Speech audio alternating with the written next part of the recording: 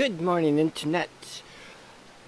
Okay, so I did a video a while ago on touching up kind of little repairs of my kendo bogu. I put it online. A lot of people liked it, saw it, and even at the recent tournament and grading in Bangkok, one person said, "Oh, I watched your video on repairing your, you know, the menbuchi, the rawhide that surrounds the mengane, which is the, might as well just use the words because it's only Kendo people watching this, the bars which just covers the face. Anyway, I'm actually replacing my Kote palms right now, and I should have started when I started, but I'm kind of more or less halfway through now. But maybe what I can do is just do a little bit of stuff and show you what I'm doing, then maybe I'll piece together bits of stitching and things, and I'll talk about this hide that I'm using as well. Okay, let's switch this around. Okay, here we go. It's early in the morning. I'm a little, my voice is a little groggy, and I'm a little groggy, but I'm doing it now, so I might as well do this. Okay, so here's one Kote palm that's sewn in.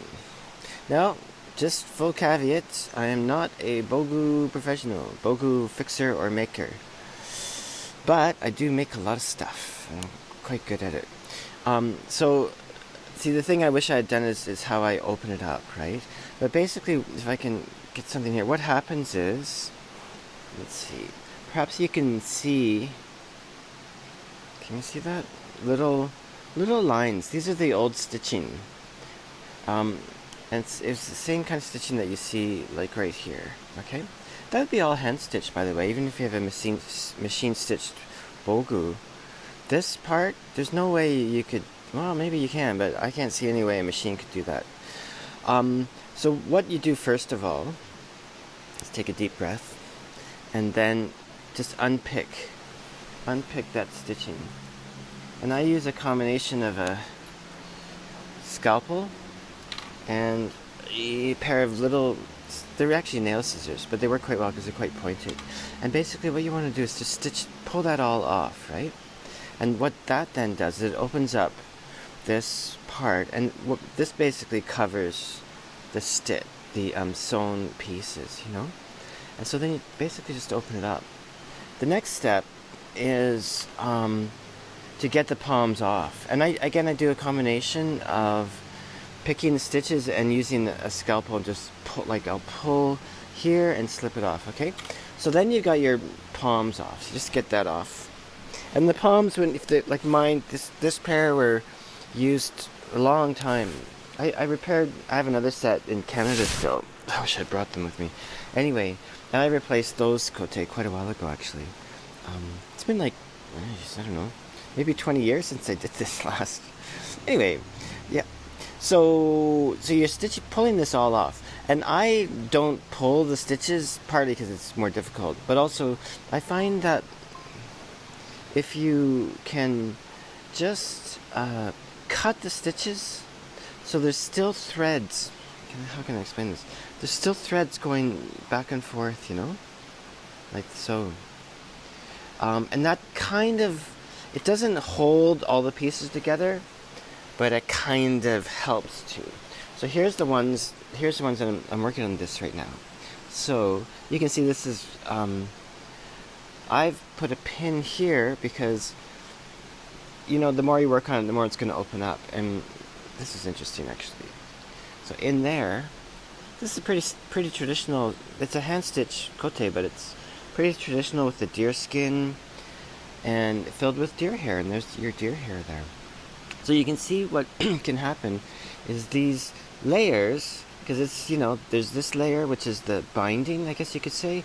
There's the outer layer of the kote, in this case it's deerskin, and then you've got a bit of canvas here that's holding it all together.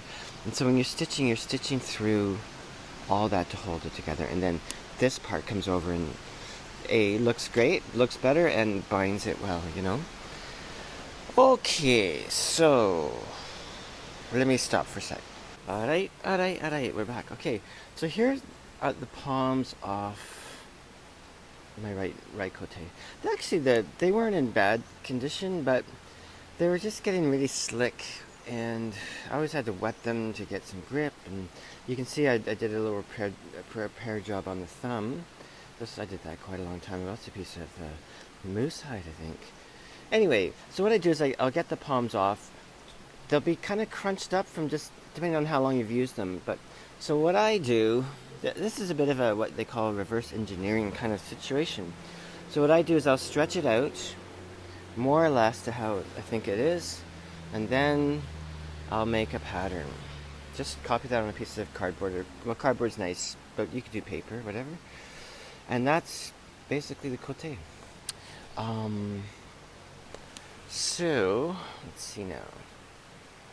The next step that I do is I take those palms, cut two, of course, and when I'm piecing it together, what I do is this curve here. See this curve here? That's a bit sharp, actually. Anyway, that's fine. Whatever the cotes were. So what I do is I'll tack it in a bunch of places. So I'll tack it. I tack it first right in this bit here. It can get tricky if you start elsewhere. Then I'll tack it over here and also over here. Often, like you can see, there's a tacking thread still there in the center here, and then also I'll tack it often in the center of the thumb. It just gives you something. Here, you know what? Hang on. Actually, it's getting hot now in Thailand. It just gives you a guideline. You know what I mean? But what often happens is, like on the thumb, you can see I actually took it off because it wasn't quite the right position. So I'll figure that out as I go, and probably my next step on this will be stitching this part of the palm down because I really want to catch this bit that's opening up. And I'll stitch that all the way down to there, and then with the thumb, what I'll do is I'll guesstimate where that should be. I'll probably put it right there, and then start from the top here. Start from the center of the thumb, and then go back, center of the thumb, back into this notch here. That's kind of how I do it. Again, not a bogu making professional. Okay, so this deer hide actually is, I made a hood out of this deer hide that I tanned myself. In Canada, we call it smoke tanning, or most people don't even know what it is, but people that know, a lot of native people know what smoke tanning is, like from the north and stuff, because a lot of them do it. Especially moose hide is in the north more common. But this is deer. This is, jeez, what kind of deer is this? You know what? I think this might be white-tailed deer. Anyway, it's I made a hood out of it, the stuff that I did, and I don't really use the hood, so I decided I'm going to use that for the Kote palms because they're great. They're really soft. Actually, this might have been one of my first tanning efforts. You can kind of tell because you see these striations. That's me not doing a perfect job with scraping the outer hide, the dermis off. But no matter for this, it's great, and it actually ends up making a very soft leather. So this, we call it smoke tanning, but it's actually, you use the brains of the animal. Yeah, I'm going to switch this. Yeah. So we use the brain of the animal, and the brains have a lot of fat in them.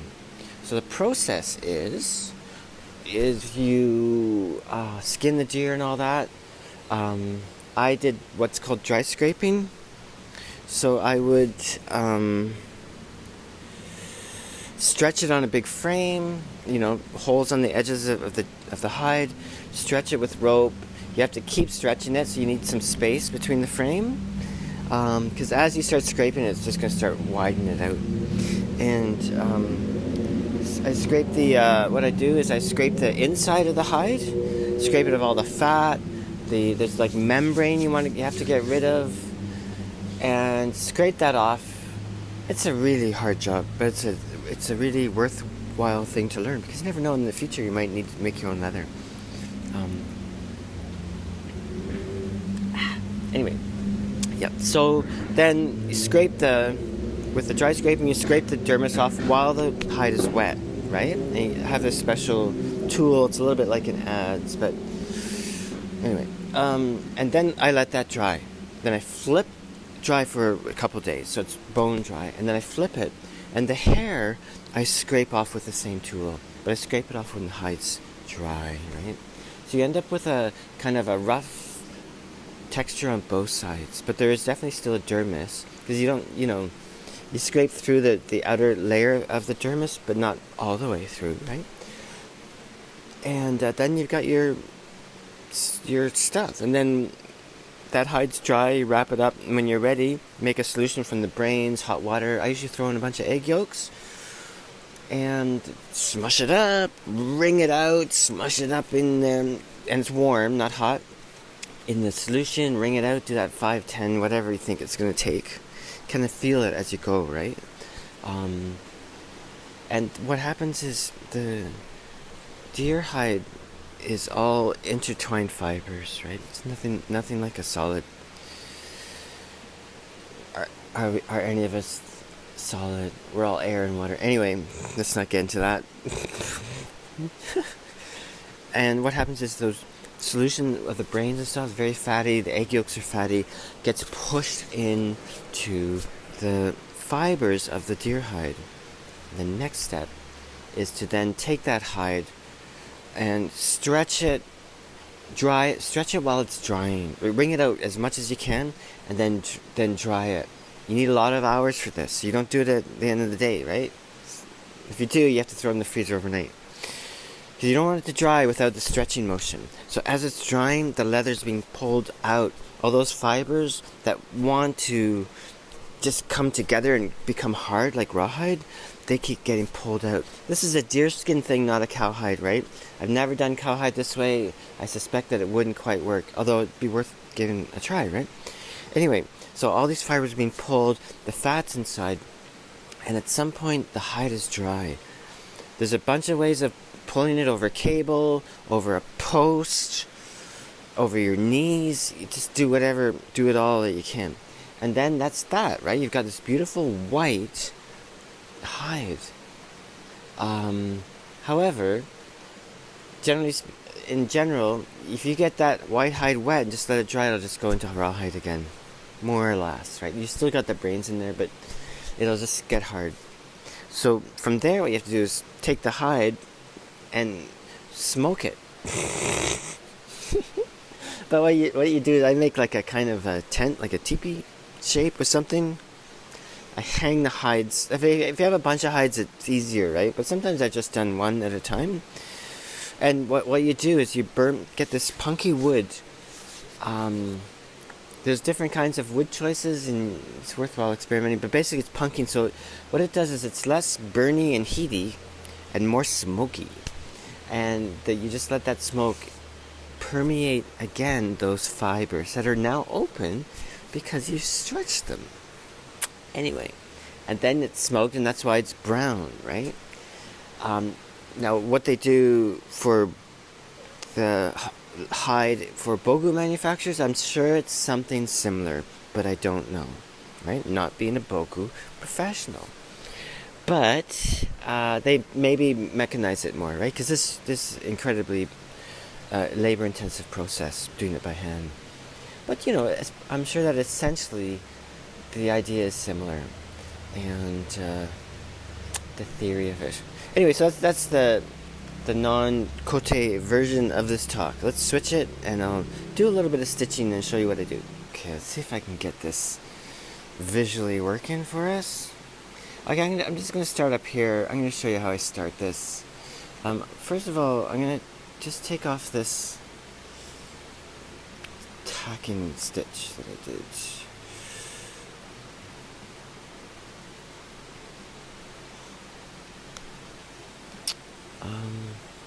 I use an awl for this kind of work. If you're a leather worker, you're at a huge advantage. If you make clothes and stuff, also an advantage, but not quite the same advantage. Because leatherwork's unique, Anyway, the needle, you're not going to be able to see it. There's a certain way you do all needles. There's a groove on one side that goes all the way down the needle. This is actually a sewing machine needle. You can actually get leather machine needles. You don't really need a leather machine needle for this. Leather machine needles have like a three-sided chisel edge to them, and they cut through leather really well, okay? But here, and you don't want to do that really, because we're not cutting new holes other than in the deer hide. And the deer hide's really soft. You don't need that chisel-like thing, right? Anyway, so, but what we're doing is we're using holes that already existed, right? As much as possible, at least. Okay, so basically I'm starting this stitch.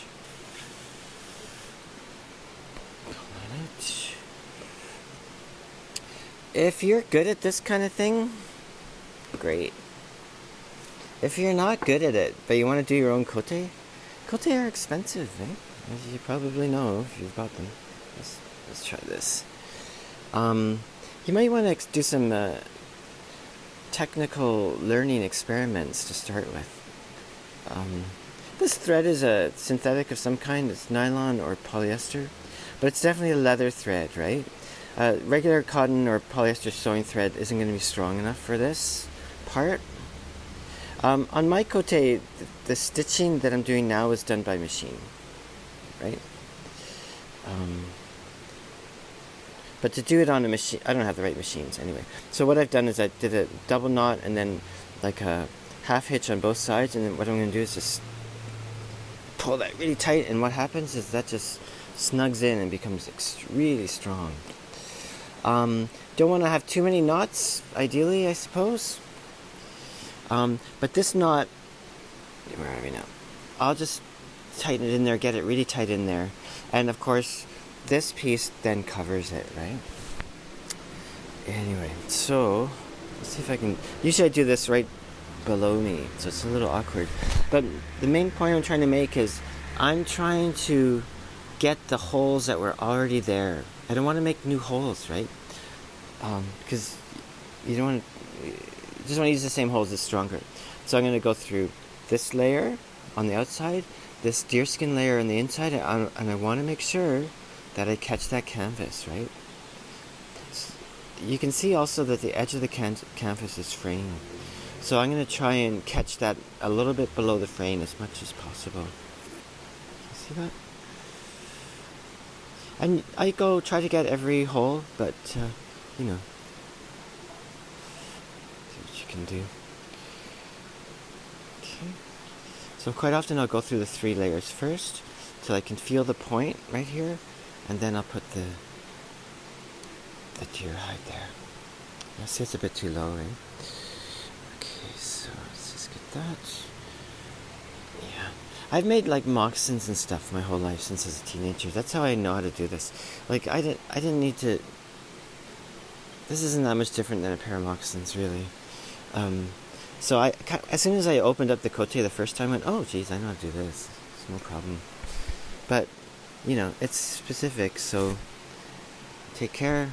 You want to treat your equipment well. Anyway. And so essentially, this kind of hand-awl technique functions like a sewing machine, right? So I'm going to push it through. This is a number 18 sewing machine needle, and it's a great size for this actually, but they do break pretty easily. Like like you'll see me twist. I want to dig the hole in, twist. If you start doing this with a needle this small, like you want to widen the hole, there's a good chance you're going to snap it. Like I've snapped about 3 on this project already. So then, see how I pulled back? There's a loop. The grooved side, where are we? The grooved side is here, on this side, facing the direction that you're going, okay? And the part that the groove doesn't go all the way down is facing where you've come from.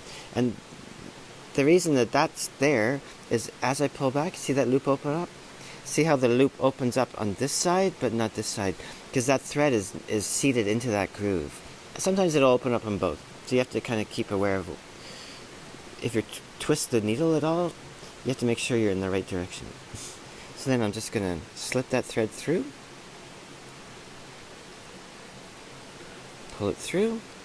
pull this out again, doing a twisting motion so I'm not bending the needle sideways, and then I'm going to pull the threads together with a good tight tug. Still see that? Okay. Yep. Yeah, this is pretty straightforward. I'm not going to do too much here because it's pretty obvious, I think. And it's a little awkward for me to be standing over my camera like that. On my phone, really. I'll do a few, though. It's a long process, right? Like, I'm quite good at this sort of thing, and yeah, you don't do this stuff, whack this off in an hour, right? It doesn't matter. Just put something on the, get a podcast going. So you can see that. See how that opened up on both sides? That's why you gotta stay aware. But if you play kendo, you already are aware most of the time. That's my theory. I wasn't all that aware of my grading last weekend. Alas, I will try again. Yeah, it was quite a. Down in Bangkok and going for my Yongdan, which is 4th Dan, and it didn't pass. It's probably good I didn't pass it. Like, I know I can practice at that level, but I certainly wasn't there that day, you know? I just was not present. There's things to learn in that. Anyway, I'll try on the next one and hope, yeah. Okay, so this is going great. You just don't want to make new holes if you can help it. I've done a couple here and there. But the holes are already made for you, so might as well use them, right? Okay, so anyway, that gives you an idea of that. Maybe I'll check in a little while after I've gotten further. Maybe I'll certainly show you how I'm going to stitch this binding over. Yeah. Anything else? If you start in it, and the way you've laid out the palms, you go, this is no good.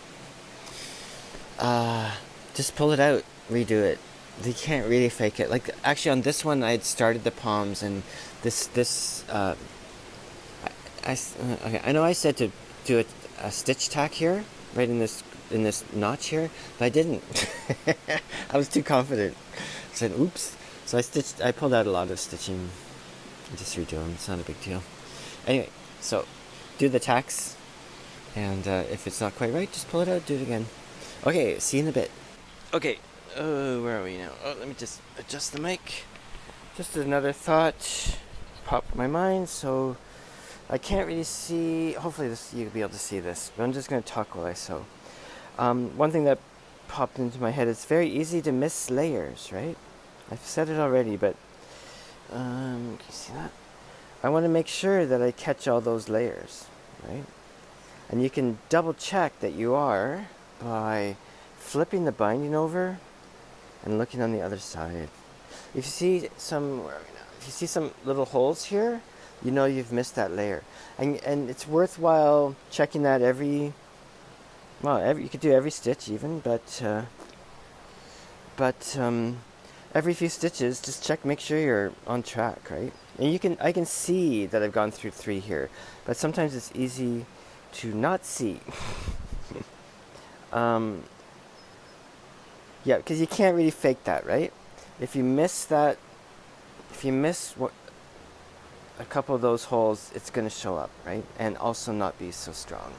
And that's the important part in that, I would say. I had another thought, but can't quite remember.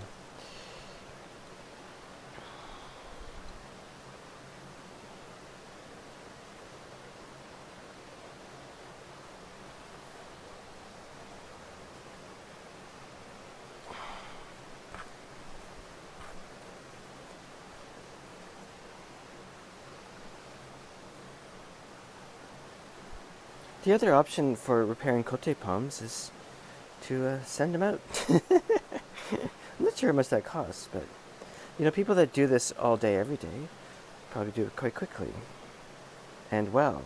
However, I love to do stuff myself, right? So for me, this is a very fun thing to do.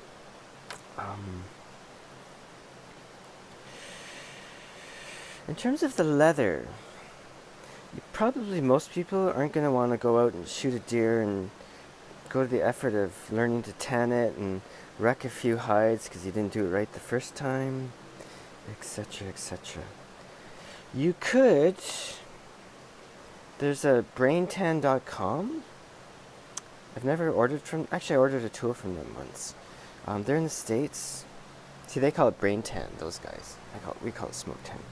Anyway, you could probably get some from them. However, it might be worthwhile checking in with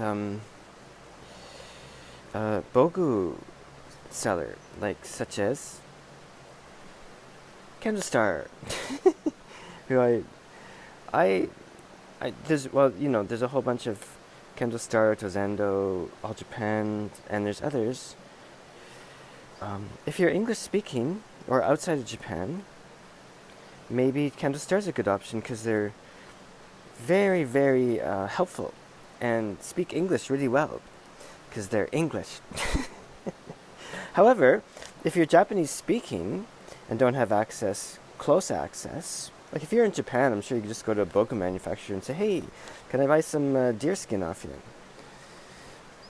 And they might go, sure, or no. I don't know. But maybe Andy over at Kendo Star could help you get some Kote palm deerskin. Sometimes when you buy the bits and pieces, it's sometimes cheaper just to have them do it. You know what I mean? Sometimes it's not really a saving to buy the materials. Like someone said to me once, oops, where are we now? Someone said to me, well, what, you should make your own set of bogu. And I went, holy, yeah, I'd love to do that, but it's many layers of different kinds of skill involved, right? And also, I'm pretty sure just gathering the materials together would cost me way more than getting a hand-stitched bogu set made for, Anyway, maybe it'd be fun to learn one aspect, like learn how to make kote, hand-stitched kote. That could be good, fun. I'd totally be into that. Anyway, I'm rambling now. Can you even see what I'm doing? Yeah. Okay, so I'm gonna check off now and be back in a sec. Ciao. Okay, I'm back. Just with another thought. One issue, perhaps, is to ponder, okay, how much is this deer hide going to stretch or shrink as it gets used, right? It's a little bit hard to predict, because hides are uniform. Can you see that? Okay, I'm trying to make sure I can. Hides him coming out the thumb and starting up at the top of the thumb and going down into the notch. The notch is the trickiest part, I find. So each like I'm doing this one slightly different than the right hand one I did yesterday. Anyway, yeah, so the hides, it's because they're, every hide's a little bit different, right? Stretching, shrinking, hard to say. Like, I don't actually know. Because these hides I'm using for this, I've not used these hides for Kote palm. I used a moose hide before, smoked hen moose hide, but moose hide's very thick. But this particular hide was a thin section, so it worked okay. It was a little bit too thick, but it was fine. It worked well enough. So I've not used this specific hide from this specific animal from this specific tanning time, right? Now, this is where someone making bogu, making kotese, or repairing them, same difference really, is going to know. They're going to just...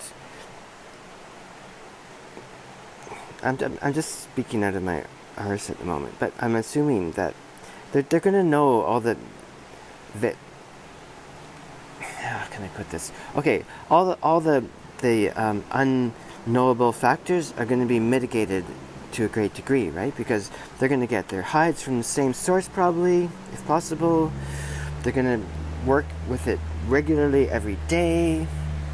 See what I mean? So that's a factor that if you do it yourself, that you just have to accept. That you cannot, some things you can't know for certain, right?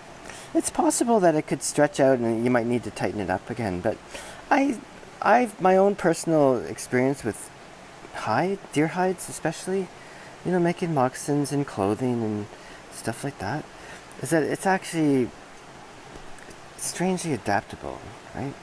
Like if the moccasins you're making are a little bit too, a little bit too big, funny, you wear them long enough, they'll start to shrink in and fit your feet. Or if they're a little bit too small, they'll stretch out. It's a pretty flexible material, right? So it's not something that I'm really worried about, but it's certainly something worth pondering. But again, my main point is that someone who does this on a daily basis is dealing with a very different situation. Yeah. That's weird. Let's see if that's right. Yeah, I guess that's it. Okay, back in a sec. Okay, I'm back.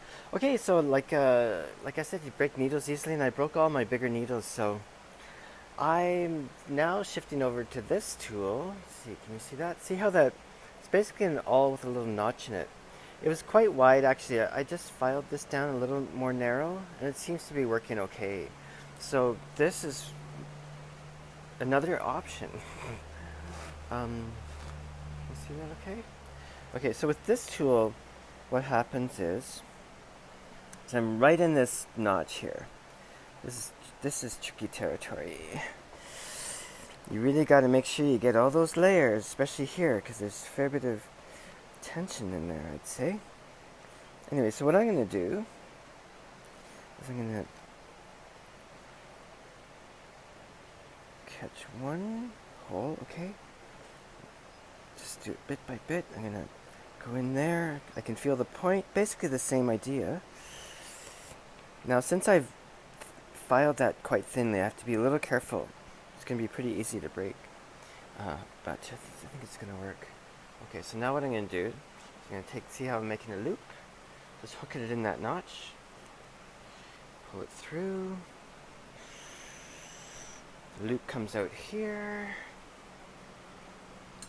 Put the other thread through and tighten her up, just like before. Essentially the same thing, but with a slightly different tool. Okay, here we go. Okay, I just finished this one. Can you see that? Okay, let's get the light on it. Okay, finally did it. Yeah, I think it's good. Fits okay. Feels like it's going to be fine in terms of the size and everything. It makes sense because I basically used the Kote palm that was on it before. On this one, because I gave myself a little bit of extra to sew on, and then I'm going to trim that down because that much is too much, right? You can see it's not going to reach all over. So you actually need to get quite close to that stitching to trim it and then do the thing. But what I might do, what I am going to do, let's say, is I'm just going to, before I do the binding, I should probably do tomorrow or something. It's a pretty big job. But it's a nice thing to do while you listen to something computer. I'm just gonna go out and do some, half an hour of subooty and whatnot, just to see that everything's holding, and that should give me a sense if something starts to pull, like I missed a spot, then I can go and repair that. And I guess the next step will be me checking in with doing the binding. Okay, thanks for watching. Okay, I'm back. So, yes, now I'm just sewing in the binding, which you can see right there. The thread I'm using is just some regular sewing polyester thread, which is okay, probably. Hard to say how long it'll last, and it's double thickness, so it's a little bit stronger. Of course, double thickness threads can be a bit of a pain in the butt to work with because it has a tendency to tangle, twist up on each other. need to be a little bit careful with that. But yeah, should be fine. I was doing just a little bit of saburi and stuff down on the ground. Very simple stitch. I'm just going, so here's that comes out of the binding. I'm just using a straight needle. I was trying to use a curved needle, but it's not sharp enough. Just do a little bit, just take a small stitch, put her in here, try to make them more or less parallel, snug that up, and you see, it's almost invisible, but not quite. That's about it, just do that around, and it's slow going, because it's, gotta take your time, but it's fine.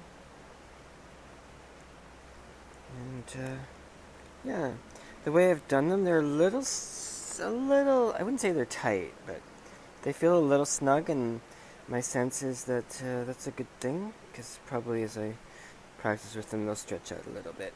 So, it's kind of what I was intending. Hopefully that will work out.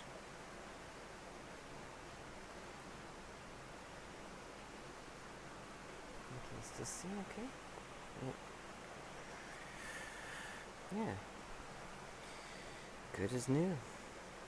Also, maybe I could point out, you don't want to if you put the stitch in from the seam a lot, it'll grab it and pull it in, but what will happen is it'll tighten up the palm, right? So where I'm putting my stitch is on the other side of the main stitch I did earlier, but just on the edge, because you want to cover it, just mostly because it looks better, I guess. But you don't want to go too far, because then the palms will start tightening up on you. Though I suppose that might be a way of tightening the palms, but I don't think that's really viable. Better just to do it right the first time, of course.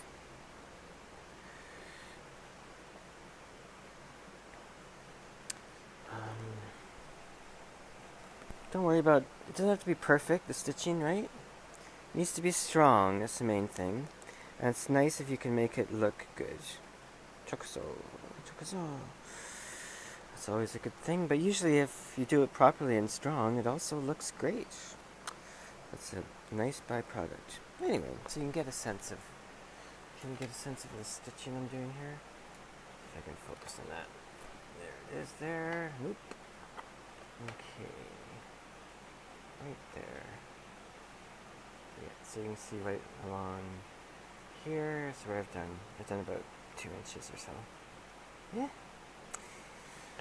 Alright. Yep, so that's me done. Not done, but that's my process of replacing Kote palms. Probably the hardest thing, well, okay, not the hardest thing, but trying to find materials might take a bit of doing, but I'm sure you can find them. I mentioned this braintan.com place. What's this company that does deer tanning, and maybe they have elk and moose too in the States.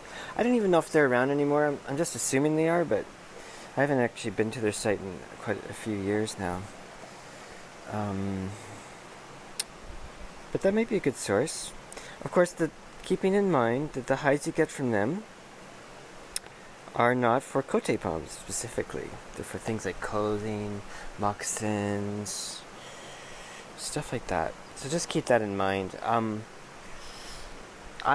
For me, the Kote palms, the deer skin that I've used that I tan myself seem to work great. I mean, why wouldn't they? I mean, I've had moccasins and worn them for 10 years and just put patched holes and stuff. So it's great stuff. So hopefully that's informative for you and fun even. And keep training in kendo. Okay, ciao.